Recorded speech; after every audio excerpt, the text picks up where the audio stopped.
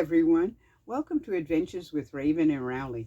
I'm Raven, and this is Rowley. This week I'll be talking about becoming a nomad on a fixed income. Can you do it too? If you're curious, please join us on this journey and continue to watch.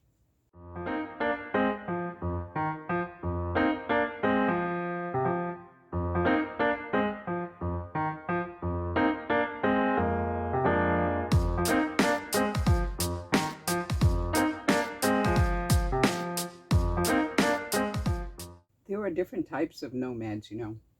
I mean, it's not just the kinds that live out in the desert in Arabia, like you see on TV or nature programs or whatever. Well, I don't know, to tell you the truth. I think that a nomad is anybody who makes their home on the road, period. In the United States, well, I suppose in any place, there are permanent nomads and then there are temporary nomads. Now, I'm a kind of a sort of mix, uh, temporary and permanent, in that I permanently live in an RV, but the RV is permanently in a park. At this point, I'm a more or less, I guess, a temporary nomad. I'm a nomad in that I don't live in a sticks and bricks place. Um, I'm not a nomad because this non-sticks and bricks place hasn't moved uh, out of this park in years. It moves around in this park, but not out of the park. I haven't been anywhere in this rig other than in this park. So my goal is to get out of this park and become a nomad. I don't see that I will be a full-time nomad in that I have this fifth wheel to come back to when I feel like I need some sort of stability or something. I don't know. Somewhere in between there. I'll have this as a backup, as my home base. The thing about nomads is that they get to choose where they want to live. Now, personally, I've always thought that myself. Um, I realized that when I was a kid growing up in Harlem in New York, that if I wanted to live somewhere, I had to make the decision to live there and not necessarily choose to stay in the ghetto. I didn't want to stay. In fact, I didn't want to stay in the city at all. I wanted to be out in the country, in the woods, in the desert, in the rain, in the snow, well, not necessarily in the snow. I've experienced that, enough of that. But they're being out, away from huge groups of people. I think, though, that not everybody has my idea of that's how to live as a nomad. I mean, some people like to live in cities, actually like to live in cities, you know, and they will make their nomadism centered around being in that city or a city. Some people who are nomads actually live in B&Bs. They go from one B&B to another, to another, to another. Some do house sitting. They'll just go sit in someone's houses. Some people like to do country kind of things, like go to small town museums, art galleries, that kind of thing. So basically, it comes down to, before you do anything else, what kind of nomad do you want to be? So because your abode will be dictated by that decision. For instance, if you were really heavy into going to visit museums, well, you wouldn't get an RV. I mean, where are you going to park it? There's no stealth in that at all. There's no way to hide that. There is just no way. So it depends upon your condition, your ideas of what nomadism is, what you find as fun, for you to make that choice. Now, of course, there's other choices too. For instance, suppose you got evicted from your home. Suppose you lost your job. Suppose you have to get out in whatever it is that you're in. Well, that still kind of is dependent upon what kind of life you want to live. I mean, even if you are in your car, nothing says that you can't go up into the national parks and live out there. No one says you can't stay in the city and live in the city. People do that. Why not? So It still comes down to, what do you want to do that's fun? Okay, yeah, you're in a stressful situation, you're getting tossed out on your can, you're tearing your hair out, can't sleep, all of that kind of good stuff. Calm down, choose what you want to do, look at what you got, and go with there. Go with that. You might think that when I say I'm on Social Security, I have um, other savings. Unfortunately, being a woman on Social Security means that we definitely don't get as much money as men do for the same amount of work, or even in the same job, because we don't get the same income, we don't get the same Social Security taken out, so therefore we ultimately end up with a lot less. And if you're a caretaker type, stay at home, take care of your kids, um, you're not making any money. My Social Security is under $800 a month. I'm supposed to live on that somehow. Of course, I didn't make enough income in the beginning to invest, and who invested anyway at my age and in my youth? Who could afford to invest except those of the 1% or the top 5%? There was no such thing as 401k, so it was Social Security. So the best thing you got to do is assess your income. What is your absolute base income, without any side hustles or anything else going on? This is it, okay? You have to decide. You have to decide, okay, so if I'm not paying rent now, what can I pay? What can I pay off? What can I get rid of? What can I declare bankruptcy over if necessary, so you can get a fresh start? The point is that you're trying to get your assets together. You're trying to get as much money as you possibly can, because you're in a bad situation. But assuming that you're not in a bad situation and you just decided this is something I really want to do, like me. I mean, I'm in an RV. I'm in a secure place. My RV is in a secure place. I don't really have to worry about it.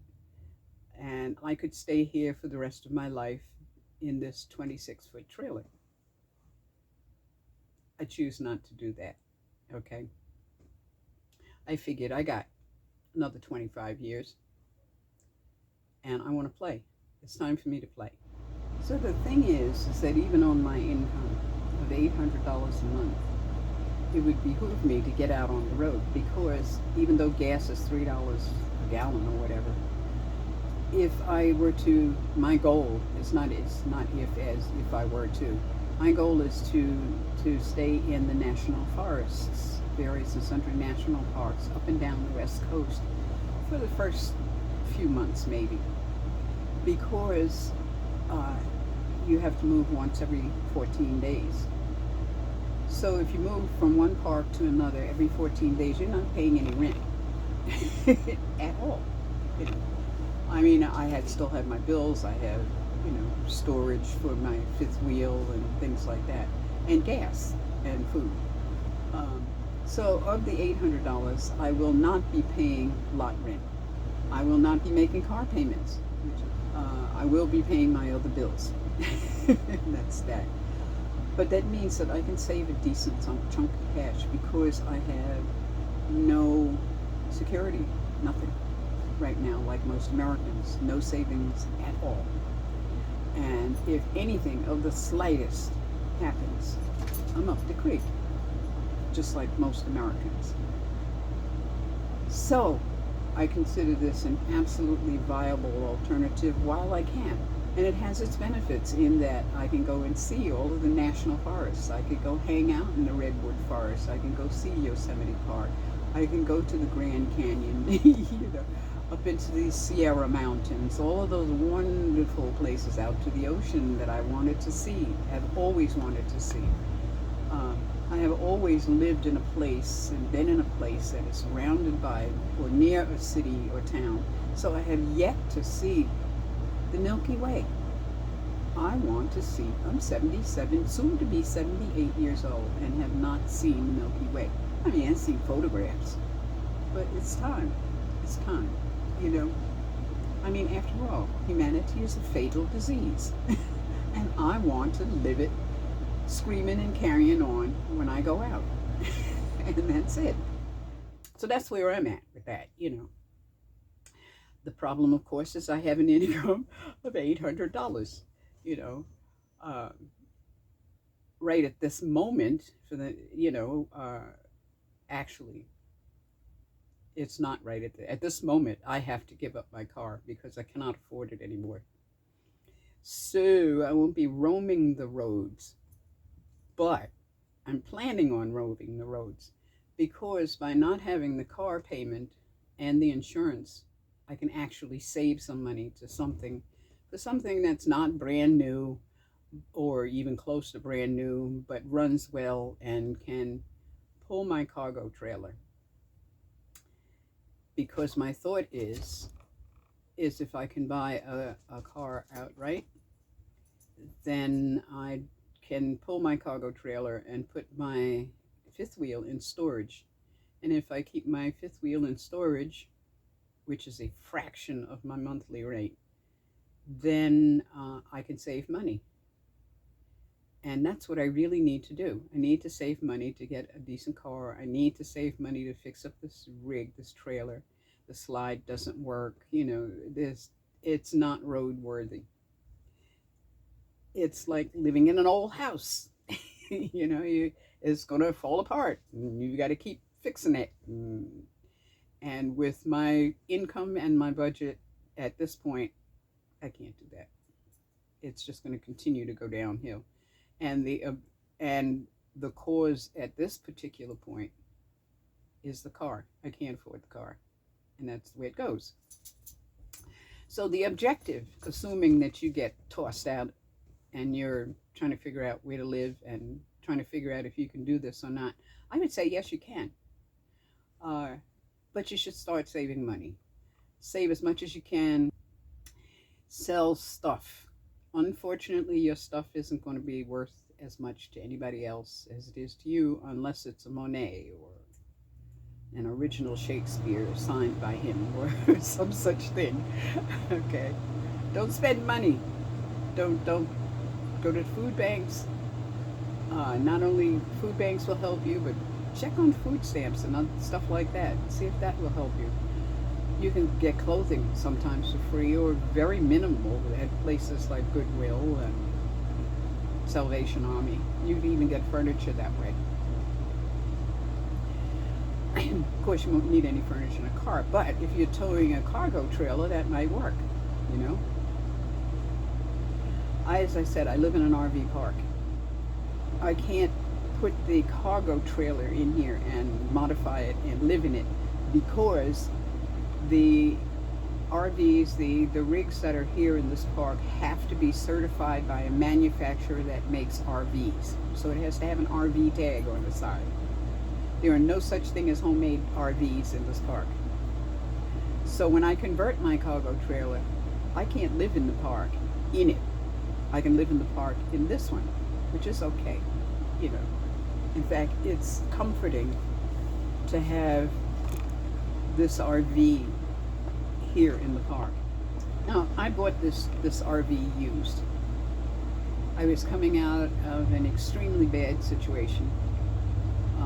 I was in my car for a while. I left my home at that time, and I packed as much as I could into that car.